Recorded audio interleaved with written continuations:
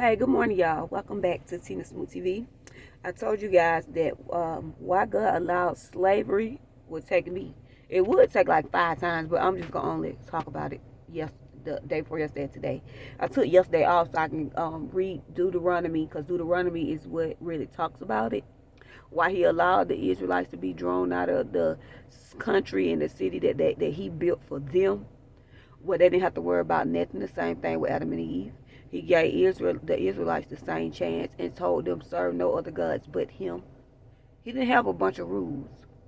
But I don't think I said when I was reading this, I just said thank God for Jesus. Because if God didn't send Jesus, we would be in the same predicament. Yes, we could continue to do wrong and we end up getting punished because we're not listening. But we could never come to God through Jesus Christ. If we got time, we alive. We can never come to God through Jesus Christ and not be forgiven and God not work stuff out for our good. We can't, now that the blood of Jesus has died for us. We can't. But the Israelites didn't have it like that. It was before Jesus came. Okay, so what do I want to talk about?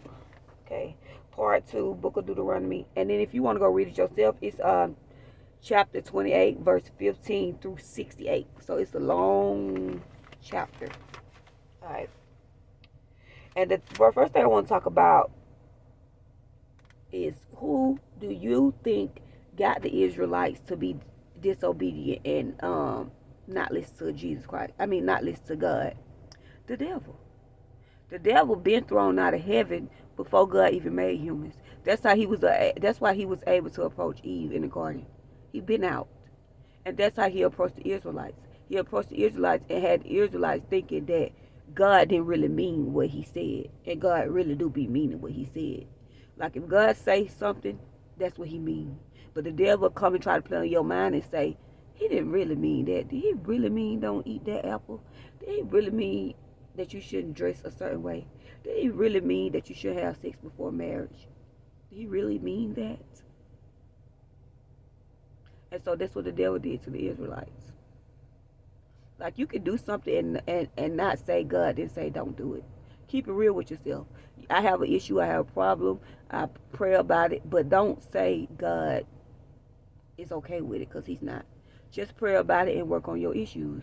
But know that the Bible stays the same. We can't add to His word and we can't take away from it. So what He said is what He said. And what we do is a whole different thing. But thank God for grace. Okay, verse 25. It's let me see. It say you okay. So in the New Testament, it said the devil will come at you one way, and God will make him flee from you 7 ways. He will scatter them away from you 7 ways. But in Deuteronomy chapter 28, verse 25, it said the Lord will cause you to be defeated before your enemies. You shall flee from them one way and flee 7 ways against them. Like you'll flee from them one way, but they're going to come at you 7 ways. So they come to get you 7 different ways. But in the New Testament, they run it from you 7 different ways. So that's how you know Jesus came and Jesus broke the curse. A lot of us don't know that we're no longer under the curse. That's why we behave the way that we do. That's why we're not living in our purpose, because a lot of us don't know that the curse has been broken. Like we had a certain amount of years to be under that curse, and that curse has been broken. It was gradually being broken when those slaves was escaping and getting away.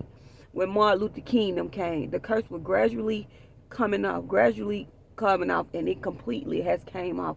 But we still facing a lot of scrutiny and a lot of racism because a lot of us don't know our power, and a lot of it's God just letting us know how certain people, not all colonists, but some of them, God is just showing us how they have always been. And we didn't even have to we didn't even have to go to their land. We could stay in our own land. But we were disobedient. That's how we got scattered among nations. And I was watching this video. I was like, Deuteronomy is hard for me to read. I was watching this video on YouTube, and the man was talking, reading the scriptures, but he was showing black people, showing it played out like Deuteronomy say, like you'll be in the field, you'll be doing your food in the field, planting your food, but you won't eat it. Other people eat it. You will build homes and buildings and stuff that you will not live in. Who built America? Slaves, black slaves. We built all this stuff for other people to live in. We weren't living in it, but we built it. It was built with our ancestors' hands. It said you would have babies, but the babies would not, you wouldn't keep them. They'll take them. How many of our ancestors had babies and the baby was taken from them by their slave owners, and they'd never seen their babies again? It said you would be separated from your kids. Like, who that happened to? Who did that happen to? That's how you know black people was the first to hit this planet.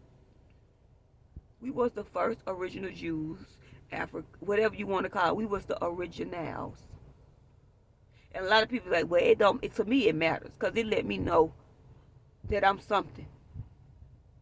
That, hey, I'm not what the colonists say I am. I'm not a nigger. I'm not a piece of trash. I'm the queen. God made Eve and Adam first, and Eve and Adam was black. Before he even thought about a colonist, he made us first.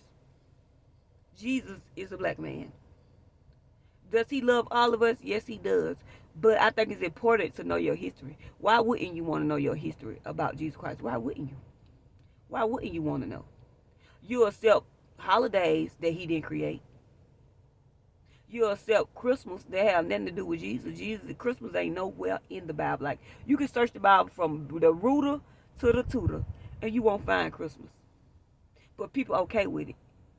But they have a problem with you saying Jesus was a black man, which he was. They have a problem with you talking about your history and where you come from.